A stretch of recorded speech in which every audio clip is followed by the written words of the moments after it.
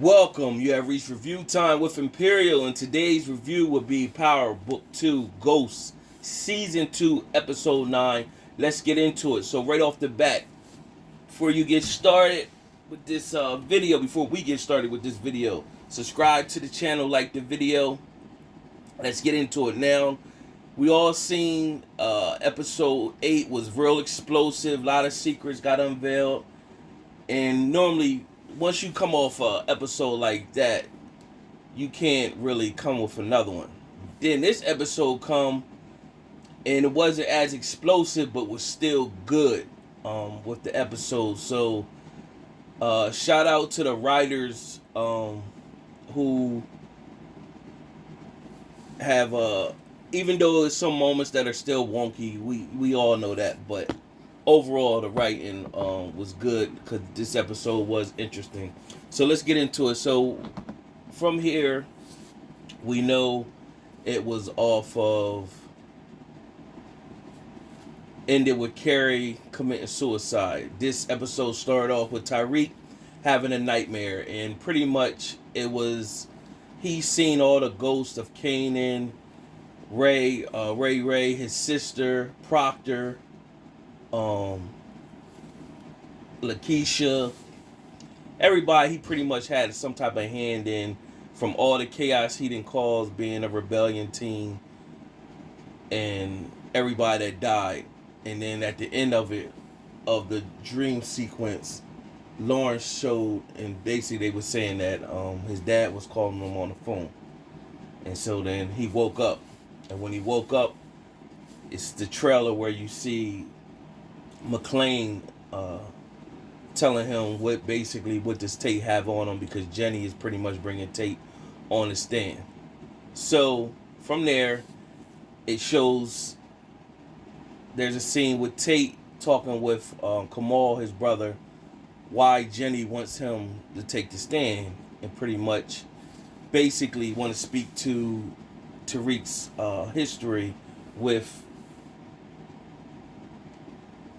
his dad and everything like that. So of course, at this moment, Tate's brother Kamal is telling him he keeps getting a phone call from this woman that pretty much said she seen two people at the when she witnessed Jabari's killing, not one. And so of course they blaming Tyrique, saying he was the only one person. So that's, a conflict in the story or whatever. So pretty much at this moment, Tate is looking at that. He see his angle. He could use that. So he tells his brother pretty much like, you earn the right for discretion. Keep it to yourself. So you already see the deceit where Tate is going to come in at that moment. So he basically, the brother said that the woman keeps switching up her story. And so after she keeps switching up her story, Tate takes that information. Meanwhile, Tyrique shows up to school. Tate is writing something on the board, and pretty much Tyrique comes in there, and you seen the trailer where he says, he didn't think the Professor Milgram would do that, and he said, I thought she was stronger than that, pretty much. And it's acting like it's not really a big thing that she could have committed suicide as you thought it would be, like the impact or whatever. Nevertheless, Tate pretty much told him he tired of Tyrique effing around. And Tyrique said, I told you, I gave you the information. He was like, nah, I ain't give you you ain't give me the proof though. I need the proof. So Tyrique pretty much with Braden, he know that would jam Braden up with his family, so he can't really give him the picture. So Tate pretty much said, you gotta go to court at 2:00. So basically, I better have that proof by then. So at that moment, of course, Tyrique has to make a decision. So you had Monet's pretty much at Mecca's house, and she's talking to Mecca, and she's trying to reach out to Zeke. Zeke's not answering. Zeke then reaches out to Mecca, telling him he want to talk. And so when Mecca goes and pretty much speaks to Zeke at a bar, he tells Zeke his side of the story and everything like that, and told Zeke pretty much he could just leave school right now, and he'd get him a trainer, and he could make himself better for the league. And so Zeke was like, "You'll do that for me?" He was like, that's the least I could do for you." And he pretty much told him, "But you gotta do one thing. You gotta talk to Monet." So it shows Mecca's obsession for Monet, and he wants her to leave on his jet. Now from there you see Mecca is with Kane. Now we all said Mecca could not be this strategic and not know that Kane wasn't behind stealing everything. So it shows a scene where Mecca pretty much gets Kane's fingerprint and gives him access to all the codes and security to his house. And now basically he telling Kane, "You're my number two." So Mecca is upset. He got his drugs taken and pretty much told Kane he needs to stay at the house. This is when Mecca went to go meet up with Zeke. So also the scene that you see in the trailer where Kane calls his dad, and pretty much he's highly pissed off because he don't got no more work. Diana and Drew comes in, and they pretty much Drew tells him the whole story why he don't got no weight, and basically saying Monet had everything to do with it. They then come up with the plan. Basically, they know where the drugs is. Now, this is where Diana is using what Monet taught her, use your beauty and your looks and everything like that. Now, this is where you're going to show the deceit of Diana or whatever. Because if you remember season 1, remember Tyrique was in a room with her and she took his gun, and we never even heard nothing back with that scene or whatever. So, nevertheless, she's going to use that again in this episode where she knows the layout of how they're running course correct, where they keep the drugs at. So she pretty much shows up to campus with Tyrique. Tyrique got to go see his lawyer. And when she shows up to campus with Tyrique, she gets the scan code that they use up in the little area on the roof that allows them to open where they got the drugs stored up. So this is how they get the drugs back for Poppy. Meanwhile, of course, Tyrique shows up to court. He goes in the bathroom stall. He gives Tate the picture. Now Tate gets on the stand with Jenny. Pretty much doesn't give Jenny what she need, but he pretty much throws his brother underneath the bus and made Jenny look like she was holding holding evidence rather. And so they went into the chambers pretty much saying Jenny got 48 hours to show proof of this evidence. If not, they're going to pretty much call it a mistrial.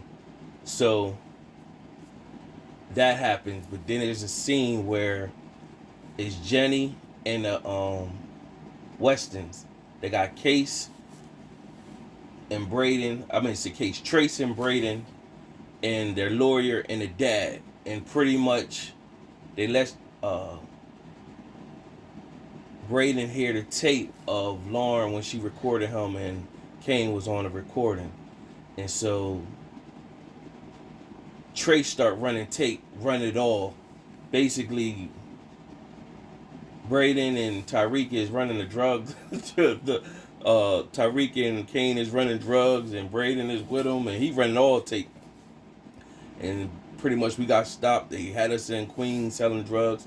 Now this is where you see Kane's mistakes is coming back to haunt him when he do that stupid stuff, taking them in the city and making them sell drugs, and then they got pulled over by Ramirez and everything like that.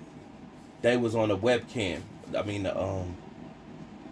The cop vehicle cam and that cart, all that. So they got a chance to capture Trace and Braden in the picture. So that kind of evidence Jenny had to basically validate Trace's story. So pretty much Trace was pretty much saying, I get on the stand, I say everything. And Braden is holding it down, so I don't know what he's talking about. He's a cokehead. And the lawyer pretty much said whether it's Trace or Braden to get up on the stand and stay whatever, they both get immunity. So Jenny pretty much said, done deal. Now Braden's faced with a decision. What do he do? Because now he got this information. So he comes back, sees Tyrique, and pretty much said, Tate pretty much helped him out on the stand. He pretty much like, well, why did he help him out? You gave him the picture, didn't you?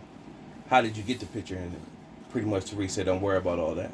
So I guess that's going to come out in full how he actually got the picture. So from there, Braden stormed out, went about his business. And now Tyrique was walking on campus and pretty much ran into Lauren.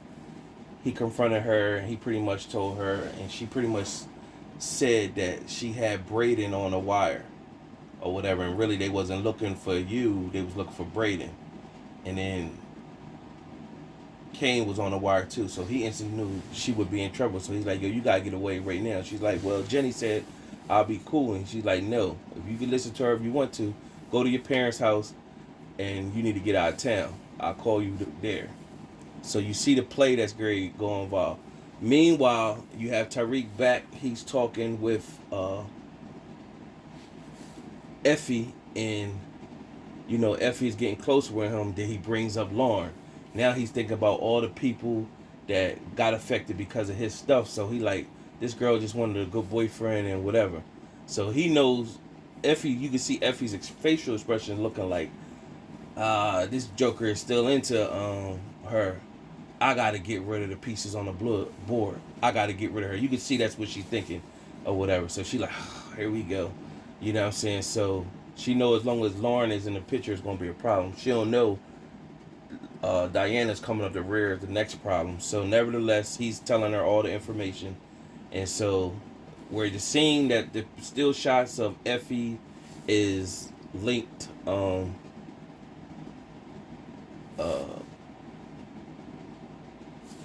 outside at night. She meets up with Kane, and pretty much she tells Kane that he's on a wire with Lauren, and pretty much she was like, that's I thought that was you was his girl. And pretty much she's like, I'm nobody's girl. But basically she indirectly tell Kane she got a problem with Lauren being alive. So they devising a plan with that. Meanwhile, of course, back I skipped some moments with Drew pretty much using Ed, taking Ed's access card so they could get access to the building to get the still the drugs back. They got the drugs back to Poppy, Lorenzo, and then him and Drew go around collecting money, distributing drugs or whatever. So Lorenzo was back happy or whatever. Meanwhile, I already spoke about Diana showing her deceit in the matter. And you have Monet, Zeke, and Mecca, Dante pretty much link up. And so when they link up, pretty much Zeke ain't trying to hear none of that.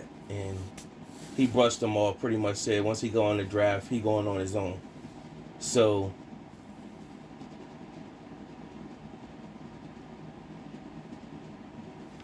it's a scene where it shows Dante, aka Mecca, he's planning to leave with pretty much Monet and Zeke. He goes in, he's looking for the bag with the ring. He doesn't see it there. Now he's pissed, so he tell Kane pretty much, listen man, if I knew you took the drugs, but I'm not worried about that. I need that bag though. And so when he tells him, I don't got the bag, I wouldn't do that, he pretty much said, all right, well, I got tracking. He took Kane's access to get in and out of the building and pretty much said, you don't go nowhere, I'll go track it. So it shows him headed to Stanfield. Meanwhile, Kane called Monet, pretty much told him what happened. She like, send me a picture of this Mecca person. Meanwhile, she said, you better warn Tyrique. So he warns Tyrique. Tyrique now looks into the bag, finds the tracker, and pretty much looked at the fake passports he had on all Monet's kids and Zeke, and for himself and Monet. And pretty much he seen the file, and his file shows that Dante Spears is an informant. Well, it shows he has a case with the United States. So he sends that information to McClain. McClain gets back on, basically say he's a global snitch, and he's real dirty and everything like that. Now, a lot of us that have been watching this from jump, from the very first episode, we instantly said he's working with the feds, because it was just, he comes out of nowhere. He's on a hanger. He got a hanger, and his supply is out in, where he come from, where his money come from. He coming out of the blue and all that. So, and we were right. He working with he's an informant. So, nevertheless, Tyrique and Mecca meet. Mecca's in his room, pretty much talking smack to Tyrique. Tyrique stood his ground, pretty much like, I know who you are, and runs it down. And pretty much Tyrique said, if I know this information somebody else do, I can get this information out to you. Meanwhile, Mecca was like, well, what do you want? And he pretty much said, he asked him, what do you want? He pretty much told him, I want $2 million in one of them dummy accounts that you got, and I know you can get it done. And he's like, well, I want that bag. What's in that bag? So I don't know. It's more of, he wanted, McClain wanted cash. I don't know if he plans to get that ring back or whatever. So Mecca pretty much gave him a burner phone and said, you need to keep this phone on you at all times. That took place. So now at this moment, Effie and Braden meet up, and pretty much Effie tells Braden, she's manipulating Braden because, Braden confides in her. So she pretty much tells Braden, you got to do what you got to do and step up. So now Tyrique doesn't really know. So he innocently, thinking he helping Lauren, tells Lauren that Braden's going to pick him up and take her out of town. Meanwhile, Kane met up with Tyrique. He met up with Braden, my bad. He met up with Braden, pretty much told Braden he know what he got to do. He need to handle Lauren. And he gave him a gun, so he know what to do. So Braden was like, man, I'm not the person for that. You know what I'm saying? That's, I can't do that. And they pretty much pushing Braden's hand. So, of course, Braden goes pick up Lauren. Lauren's like, thank you, Braden, for helping me. So he takes her. She falls asleep, and she drives off to an off-road. And he pulls over, and she looking like, where are we at? He pulls the gun on her, told her to get out the car. And he popped the trunk and grabbed it back. And pretty much she's like, this is not you, Braden, this ain't you, or whatever. So he threw her a bag of money. He said, that's basically all I could get off the fly. And you need to, it's a bus stop a mile away from here, and you need to take that bus, go south, and don't come back, don't use no cars or nothing, go off the grid. And she was like, thank you, you won't be, she's like, thank you, you won't be pretty much, you won't regret this. And another car pulls up, and so you don't know who the car is, and boom, when the car pulls up, it's Effie.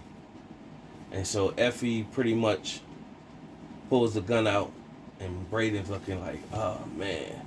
So he ain't saying nothing. She's like, Braden, tell her I'm going to leave. I'm going to leave. I ain't going to. And she pretty much said, I'm not going, you and Tyrique can trust me. And then she was like, my trust ain't like his. And she told Lauren to get in the car, and Lauren was like, no, I can't do that. I don't want to do that. And then she clocked her, knocked her out, and then put her in the car. And then looked at Braden and just drove off. Now, you don't know pretty much what happens to her at that point. We just know Lauren's kidnapped. And you thinking she's taking Lauren somewhere for Kane to finish her off. That's what we assume. So, we don't know. Nevertheless, or she took her somewhere for her to disappear. Either or, so she can't testify. It shows Effie coming back to Tyrique crib or dorm, getting in bed with him, but you could tell she's troubled.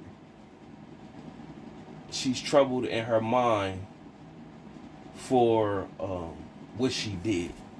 You can tell. You can see she's troubled, and she snuggles up underneath Tyrique, and Tyrique basically just held her or whatever. But he don't know all the women in his life got some deceit with him, and so really none of them is with this triangle thing, none of them could be potentially right for him. I don't know right now. Both of them got some deceit. But if I had to choose all three, I think really Effie, even though she got some deceit, but she's kind of like more the one, because she's kind of accepts him for him. And her deceit, besides what happened at Choke, since this Ghost series has started, her whatever she's doing has pretty much been like for him in a sense. Unless we're gonna see something in episode 10 that's gonna show something different. That move she pulled with Lauren, that's basically she gotta take a piece off the board. You know what I mean? She can't have no interference. But Diana is more deceitful or whatever, so she can't be trusted. Other than that, it was a good episode. Oh yeah, I skipped the part as well. Zeke, somebody put Zeke age when he declared for the draft with his agent. Somebody put his draft, his real age out there, saying he was scamming, so that kind of killing his draft, whatever. But I always been saying that, even in my earlier videos, I've been seeing that it would be they could get another spinoff show going with this if they let Zeke get into the league. It's a whole nother season that you could get off of that type of stuff with more material to write with. But it's gonna be interesting to see who's gonna make it out of episode 10. And right now, I didn't think this was gonna happen because Mecca was more like the villain of this season. But I don't think Mecca's gonna make it out because the way Monet and King pretty much said they willing to turn on Lorenzo. And Mecca, he's so blinded by his love for Monet, he not as sharp as you think he is. He ain't as sharp. He's so obsessed with getting her back, and his gracious and them flying off and just living a whole nother life. Because he really can't. He's an informant. That's why he lives in the shadows. So he can't really be out there like that. So that's why he keep trying to get them like, we need to go. He's only here temporarily so he could roll out. And it shows a scene with Zeke and Monet and somebody shooting at them at the court, where they really shooting at Mecca because who he is, and he got beef. And they remember earlier he shot up some crew called Mahoney and them, and really we probably gonna find out Mahoney and them got beef because he snitched on their crew and stuff like that. So right now only Tyrique knows and McClane knows who he really is and what he's done. So I don't think Mecca's gonna make it out of this season. And it's just, for him to come at the one beginning of the season and dead by the end of the season, well, I don't know. It was good, I guess a good storyline in a sense, but I definitely don't see him making out of this. A lot of people didn't see that coming. We thought he would make it to the next season, but after this episode, I don't see how he makes it out after episode 10. And it's going to show Lorenzo reigning true and how, he gearing Drew up. So season 10, episode 10, I'm pretty much saying Ev is out of here. He got to go. And Mecca. And that's it. Subscribe to the channel, like the video. Till next time.